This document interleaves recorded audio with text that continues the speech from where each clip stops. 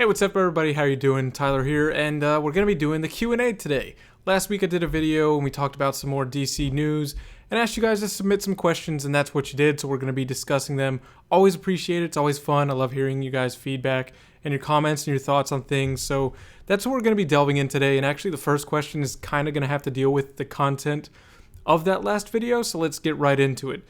Sam Palermo asked, why do you think only Jared Leto is being vocal about Suicide Squad? Do you think Warner Brothers could do away with him or redeem him in the Justice League and Batman movie? Now, I want to clarify something about that whole Jared Leto stuff and some of the things that I talked about in the video. For those of you that are unaware, there was an interview with him at Camp Mars, this little summer camp type thing that he was hosting. And in it, he was talking about how he felt tricked into doing Suicide Squad. And again, you guys got to take this a little more lightly than what it is.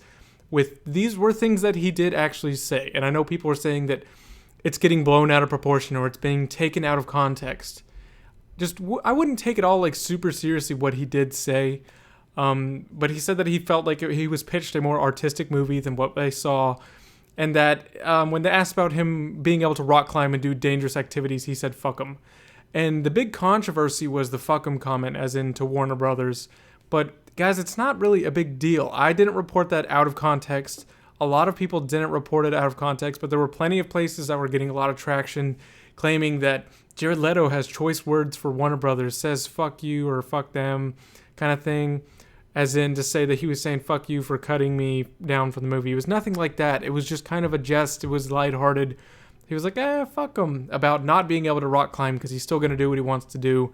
And I'm sure Jared Leto is close enough up there with some of the producers and the executives. I'm sure he's met with them. I'm sure this isn't a big deal at all. So I just wanted to clarify that about the whole Jared Leto mess. I didn't think it was that big of a deal. And no, I wasn't reporting it out of context. He did say those things, but the fuck him comment was about rock climbing. It wasn't towards Warner Brothers about the movie or anything like that. So why do I think he's being vocal about it?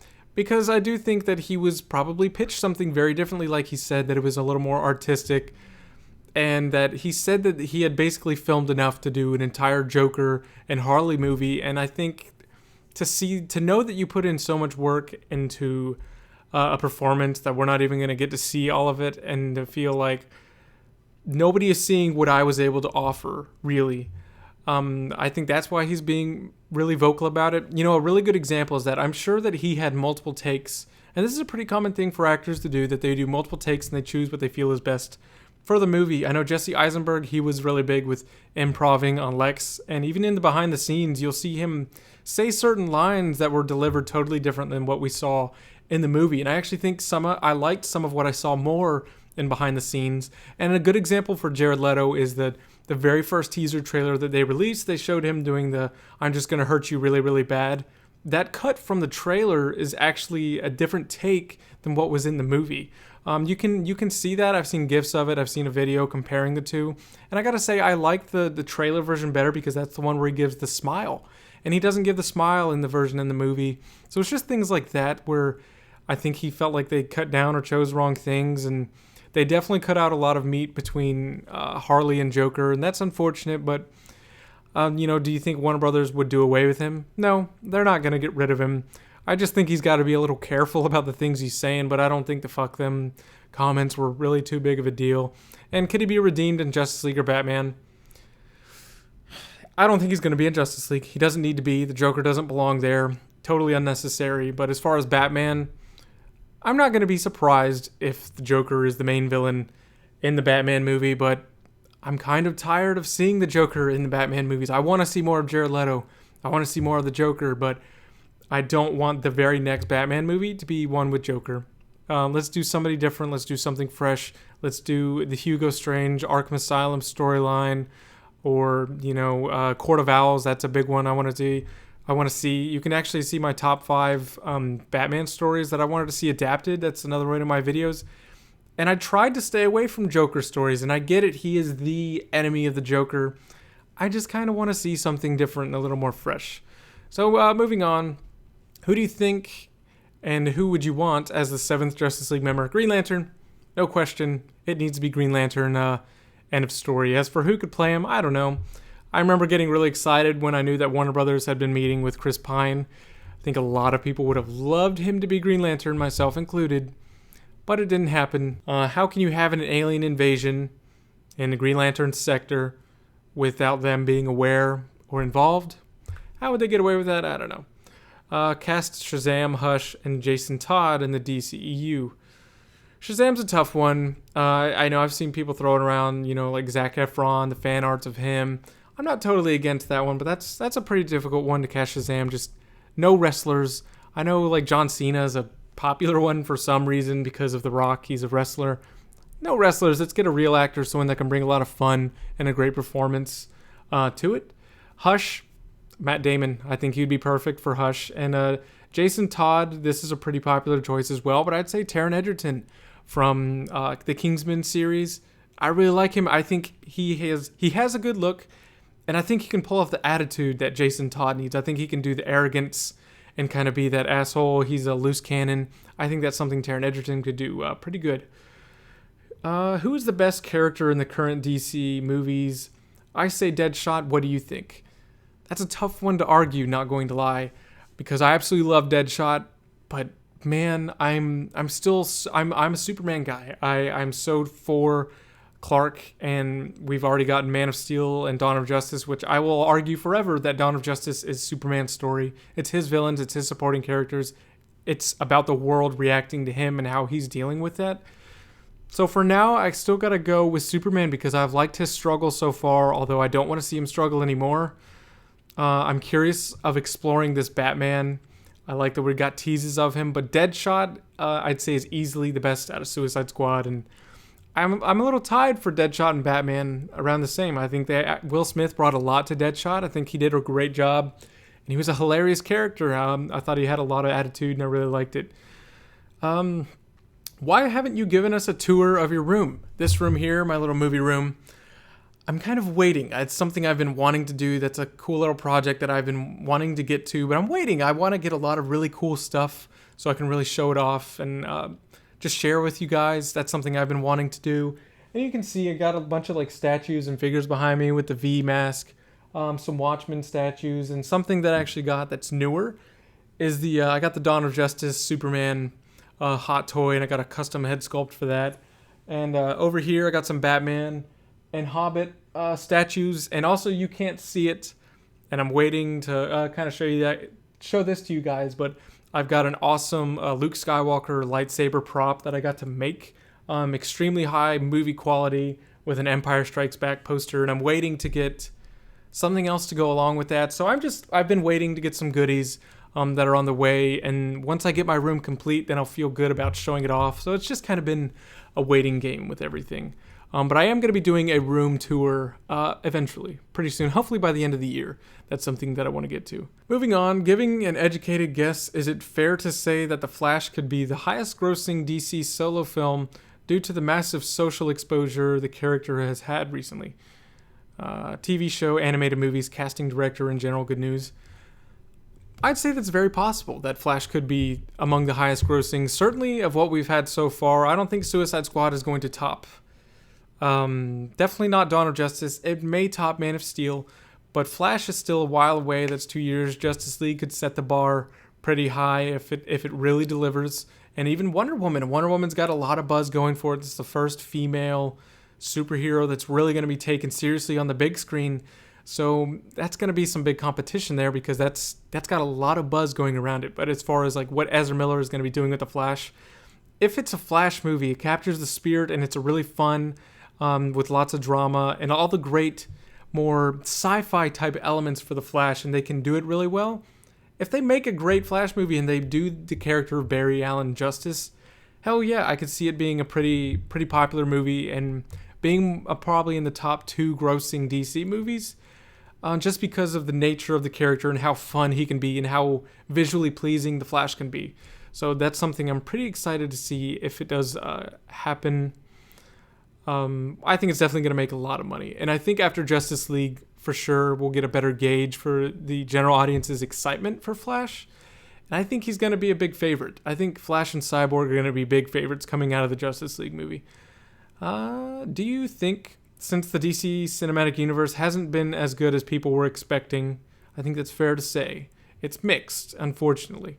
Do you think that the new Wonder Woman film will focus too long on conflicts that have to do with her being a woman during World War I? Also, since it's the last movie, or one of the last movies before the Justice League, do you think they will force a setup for the Justice League, like The Amazing Spider-Man 2? Do I think they will focus on like the conflicts of being a woman in that era in World War II? I think there will definitely be some social commentary about it. We already got a little tease of that in the Wonder Woman trailer, where at the very end, Diana's talking to Etta Candy about, oh, I'm a secretary, well, where I come from, that's a slave, that kind of thing. I think there will be little quips about that, but Diana is no helpless woman. She is no stay-at-home mom. She isn't holding it down. She's badass. And if you've seen any of the behind-the-scenes stuff for Dawn of Justice, or the 75th anniversary for Wonder Woman special that they did with Gal Gadot, Patty Jenkins, and a bunch of other people involved with Wonder Woman, a lot of writers and artists, Patty is so enthusiastic for the character, and so is Gal, and I think they're going to bring a lot to the character. And from everything I hear, they're really going to have a great balance of making her a compassionate, strong, and badass character. And nothing really seemed to be mentioned about the struggles of being a woman, because there is no struggle of being a woman when you're Wonder Woman. I think that's kind of the thing. And I don't think we're going to be seeing anything like that. And as far as a tease, like a forced setup for Justice League, I don't think so. We got Dawn of Justice, which is the setup for Justice League. We have the death of Superman, and Wonder Woman and Batman coming together to form the Justice League. I don't think there will be anything, maybe some teases to like the past war or the Mother Box for Justice League, excuse me. But I don't think there's going to be a forced setup.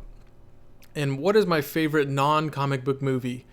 This was a question I was actually really excited to get to, because first and foremost, I am a comic book movie guy. That is my thing. That is what we talk about. I really like to talk about blockbusters and comic book movies. They are among my favorites, and I still think Man of Steel is probably at the top for my favorite comic book movies. But I am a movie fan in general. I watch a lot of movies. I own a lot of Blu-rays, and if you guys actually want to follow me on Instagram, that's where I actually post a lot of my Blu-ray pickups and talk about a lot of other things that I don't always get to talk about on my show here, because of you guys are my audience, and you guys like to hear about my views on comic book films, and that's what I love to talk about. That is my passion. But I do love films in general, and I want to be branching out and doing more videos talking about different movies, and I'm actually going to be doing a top 5 modern sci-fi movies. That's something I'm really excited to do, because sci-fi is my favorite genre, and a lot of comic book movies are in the subgenre of sci-fi. So I have just a couple picked out here, and that's a really hard question to ask somebody, what is your favorite movie? I think for the average moviegoer, they can pick something out and say something from their childhood, or just a movie they really, really enjoy. But for movie fans, asking them to pick out what's your favorite movie of all time, I have many favorite movies of all time that I love to varying degrees, franchises from directors and stuff like that. So I just grabbed a few for my shelf. I do have a couple that are bigger standouts for me, but I do have Lord of the Rings. How can you not love the Middle-earth saga? And I am even a big fan of The Hobbit. I have this awesome box set. I will defend The Hobbit. I will always defend The Hobbit. I think they are really fun movies. I think the third one doesn't stand well on its own, but I don't watch just one Hobbit at a time or one Lord of the Rings at a time. You watch the trilogy, and as a trilogy, I think The Hobbit is very strong. So that's just my opinion. And of course, Harry Potter. Can't go wrong with that. Absolutely love this series. This is what got me into a big love of movies when I was younger. I watch these probably twice a year, all of them. I think they're always a lot of fun, and I'm glad we're going to be getting Fantastic Beasts and where to find them. I will also be doing reviews on the Harry Potter series before Fantastic Beasts, and getting into some other ones, some recent favorites. Ex Machina, absolutely love this film. Great sci-fi, great drama. Oscar Isaac and Domhnall Gleeson, just absolutely amazing in this movie. This was actually the movie I planned to do my first review ever on when I was going to start this channel, because I saw this and I was just so blown away and I wanted to talk about it.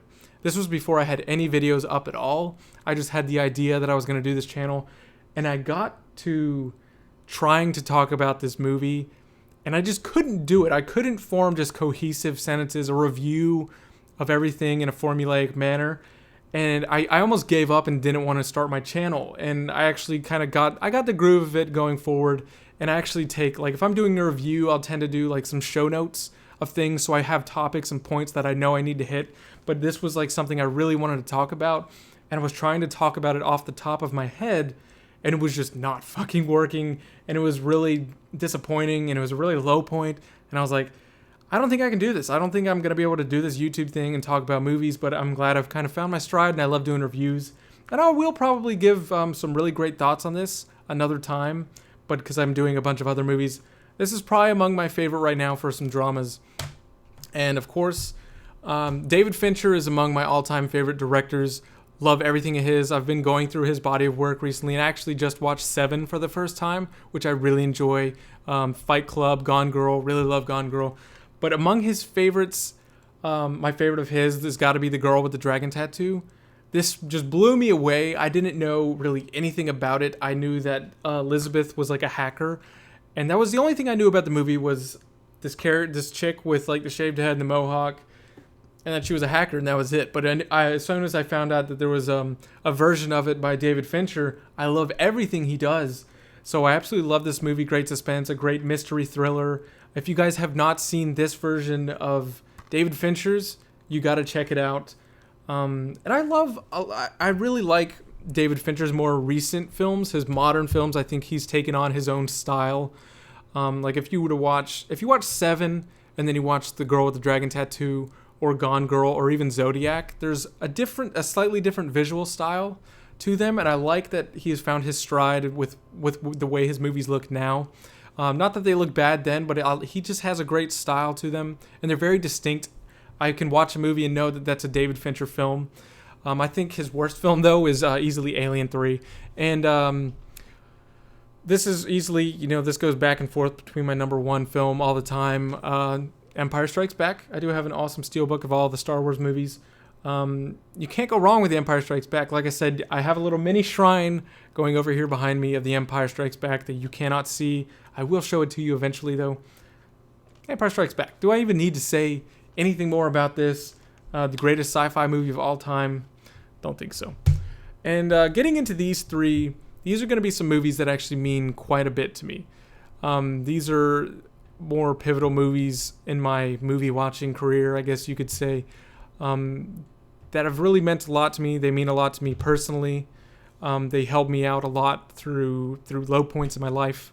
I'm going to start here with something called WALL-E. Everybody knows WALL-E, easily my favorite Pixar movie, Disney movie of all time. I think this is just such a gorgeous looking movie, such a fun, lighthearted film with great visuals, and the music is absolutely amazing. This was planting the seeds for my love of music and movies. Great soundtrack if you guys really pay attention to it, and just the visuals and the social commentary on where Earth is going, where America is going with obesity and pollution, and what we can do to change that.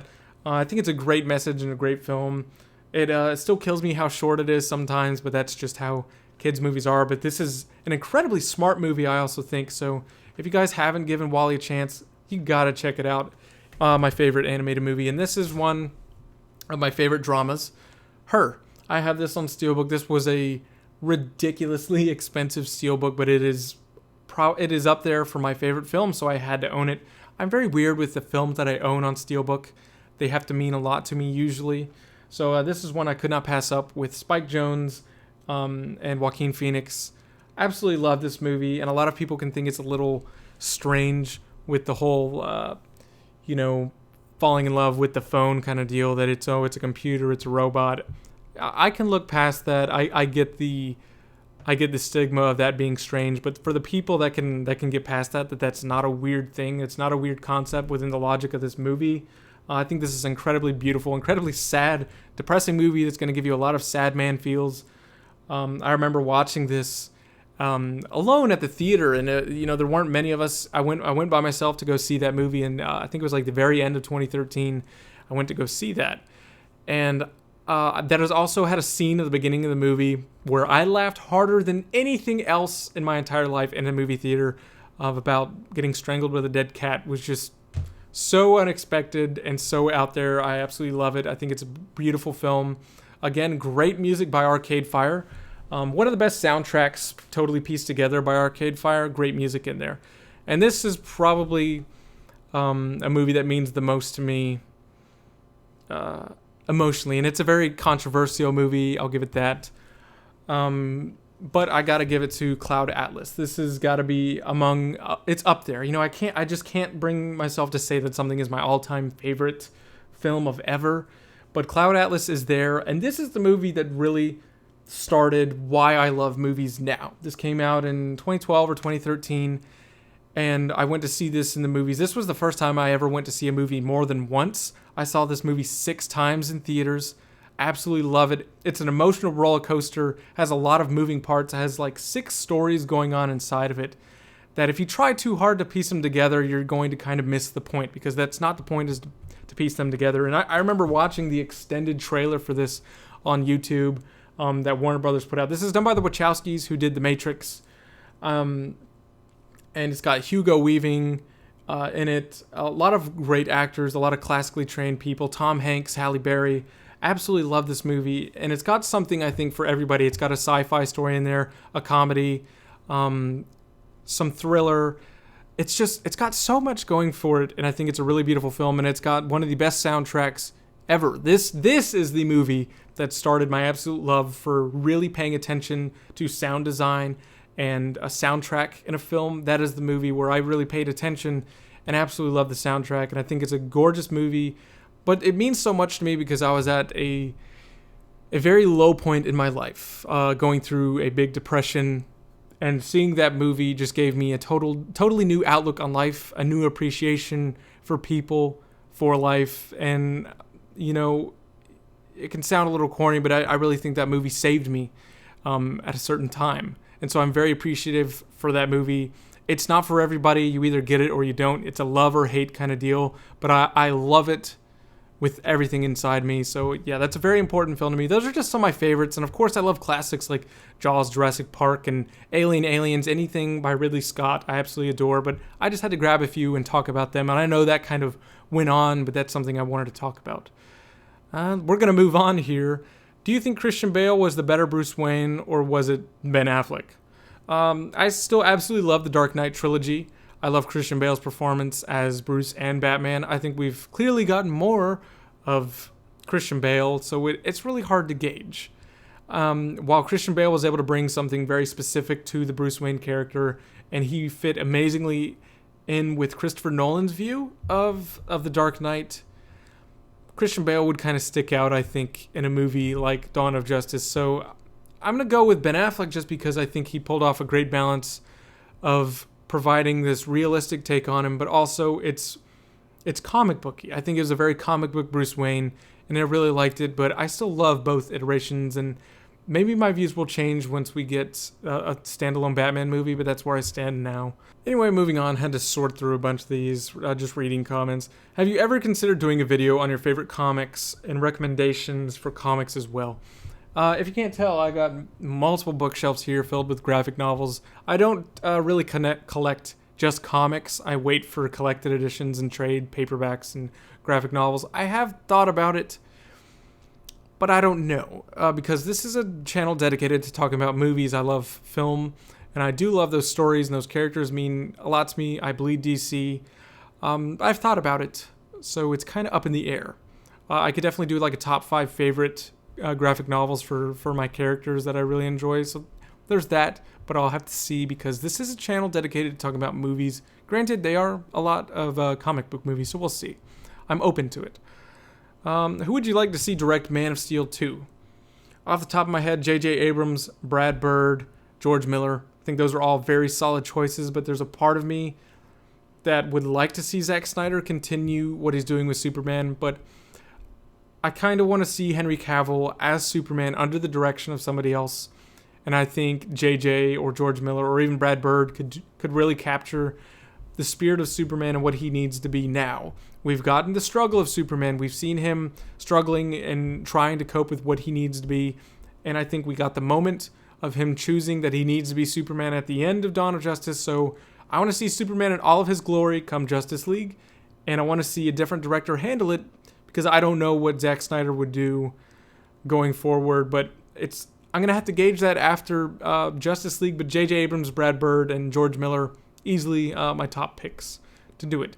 Is there any DC story that you would like to see adapted in animated format due to being highly unlikely to be made into live action?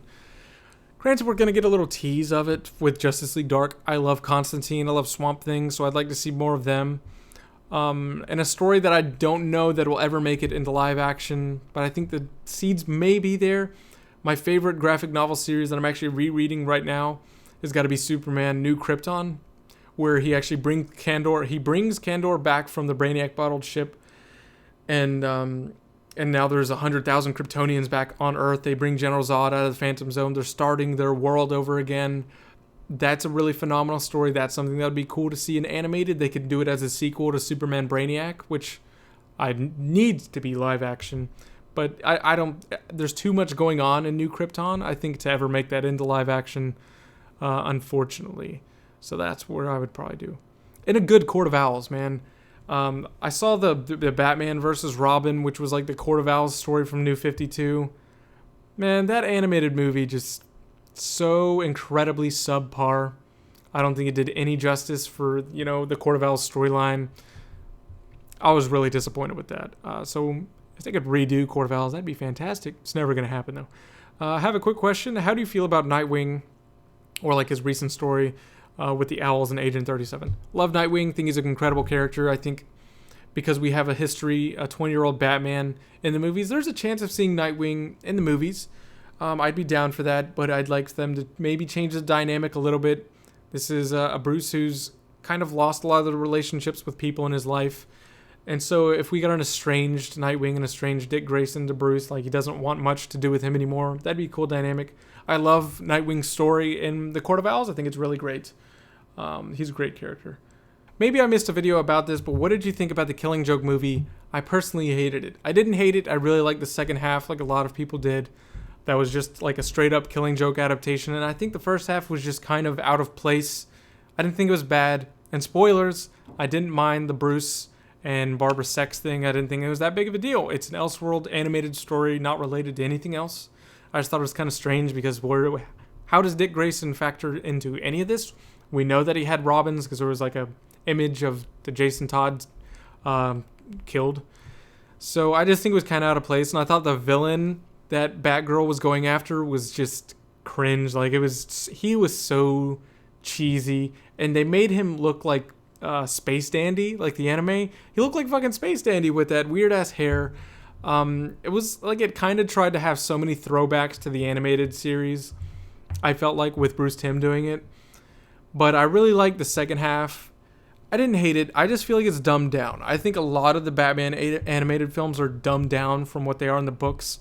I love the Under the Hood graphic novel. The Under the Red Hood movie, I think, is a totally dumbed down version of it.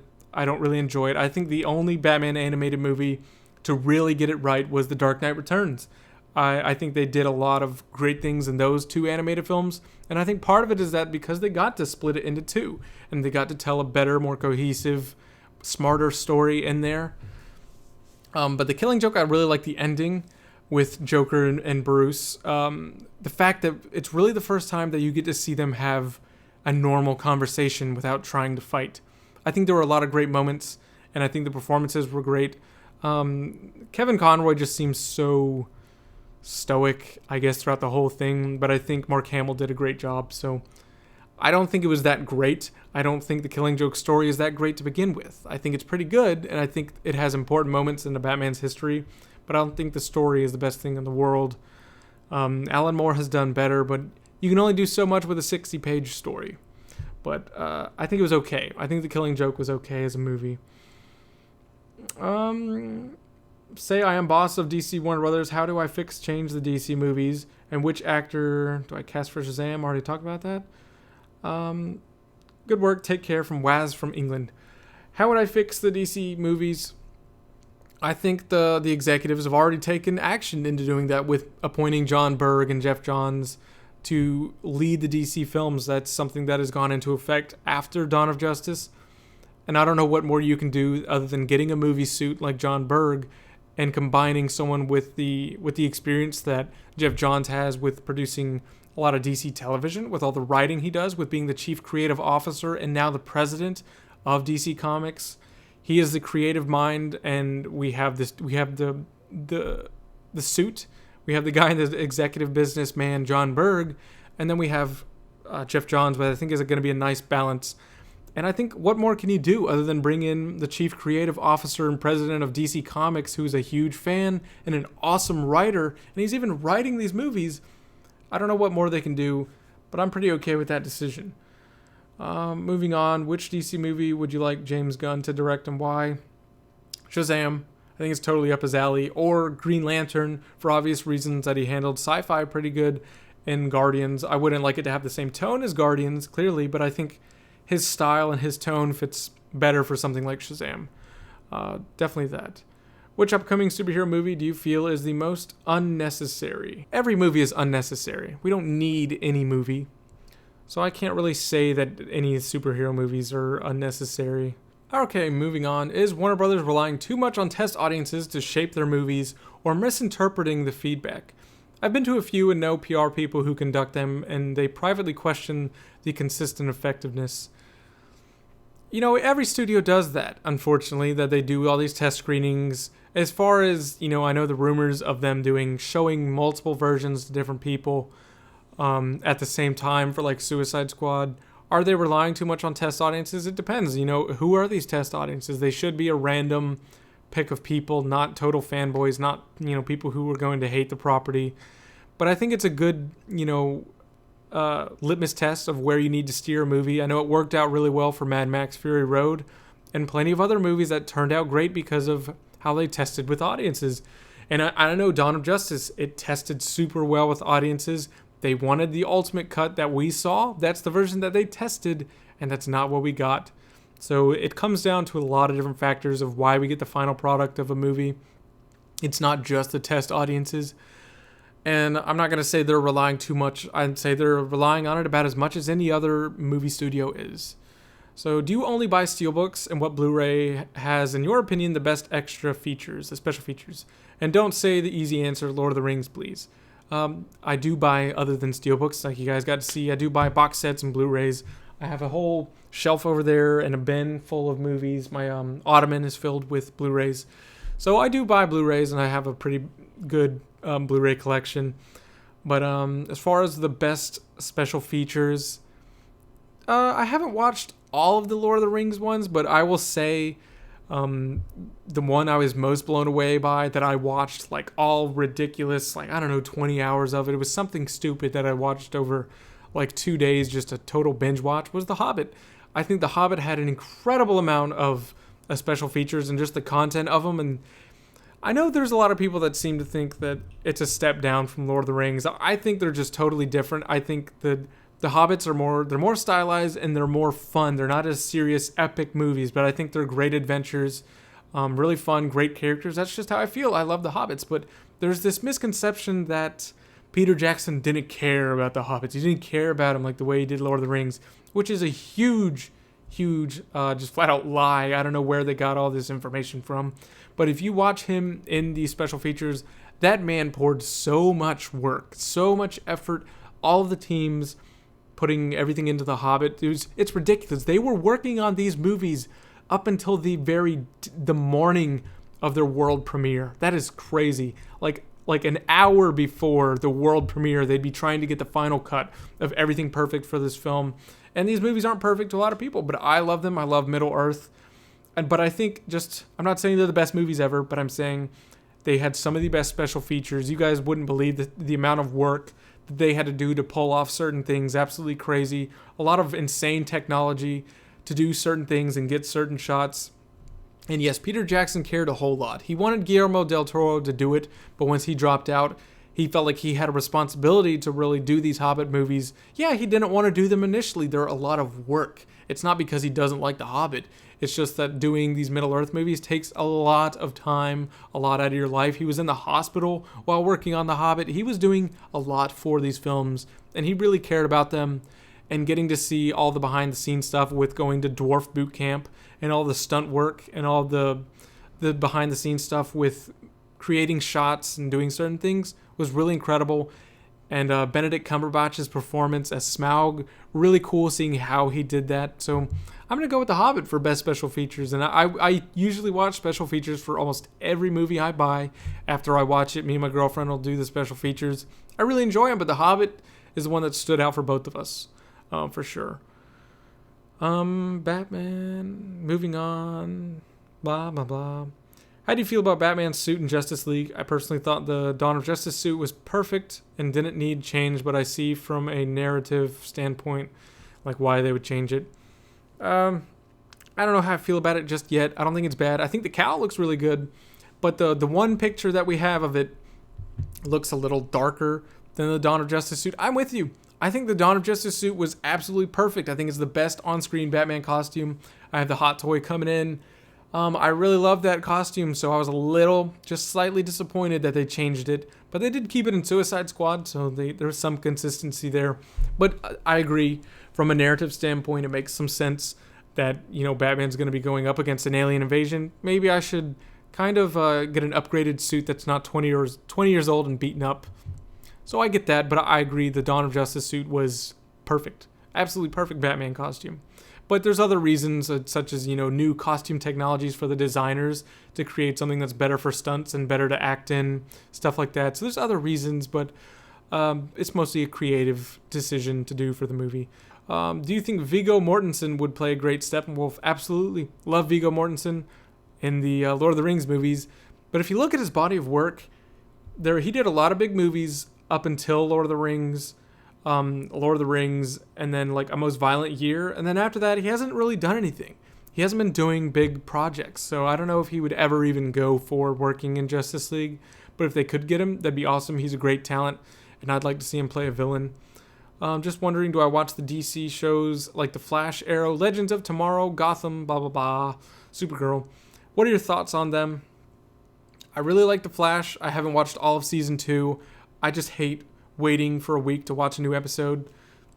So I'm going to catch it when it comes on Netflix, but I really do enjoy Flash for what it is, and the episodic storytelling kind of bugs me sometimes. I do not watch Arrow. I love Green Arrow. I love Oliver Queen. I love the graphic novels. I love the character.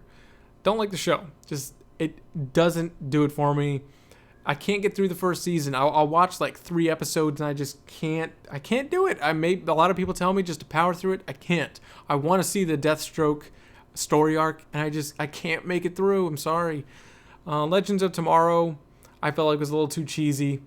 I didn't like what they did with Hawkman and Hawkgirl. I didn't like their costumes. The costumes kill me on CW sometimes. All the leather, it kills me. But I mostly don't have time for TV shows. I watched a lot of the first season of Gotham, and I really liked it. I still think the show is almost pointless. The fact that we have a 9 and 10-year-old Bruce Wayne, we're never going to see Batman on that show. I think it's a pointless show to have all these villains that are going to be 20 years older than Bruce. I don't really know how I feel about it, with them especially being so big in Gotham already. I don't know. I like Supergirl. I'll definitely be watching it more now that it's on the CW and in the Flash's continuity. I really like Martian Manhunter on there as well. So anyways, guys, that is it. That's going to be all of the questions. That was a whole lot, but I really liked getting them. It was a lot of fun getting to talk about like my favorite movies. And yeah, I will be doing like a top 5 modern sci-fi movies. I'm going to do a top 5 classic sci-fi movies as well. So I want to do some more videos like that. And I will be eventually showing off. I think I missed the question, but will I ever do like show off all of my Blu-ray collection? Yes, I will. That's another one I'm waiting to do. I'll show off all my steelbooks and my Blu-rays. I'll get to it. That's going to be really fun. So stay tuned for more videos. It's been a lot of fun. Always like getting your questions. I'd love to hear your feedback. So anyways, guys, this has been your Movie Fix. I hope you enjoyed this little Q&A, even if you powered through some of it and didn't watch every question. I hope you got to hear something that you were interested in, and I'll see you guys on the next video.